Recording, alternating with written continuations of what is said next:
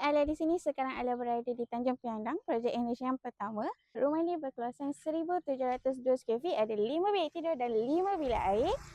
So, progres dekat tapak ini kita dah masuk fasa pemasangan tiles. Okay, sebelum kita masuk bahagian dalam, Ala nak tunjuk bahagian luar. Dah siap proses mengecat dan untuk longkang keliling rumah.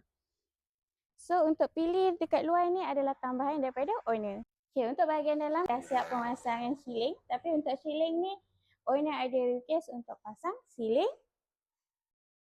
Untuk proses pemasangan tiles, bekerja baru settle untuk bahagian bilik air. Ini adalah bilik air utama. So, ini antara desain yang owner pilih. Untuk bilik air yang kedua, ketiga, keempat dan kelima, owner decide untuk desain yang sama seperti ini.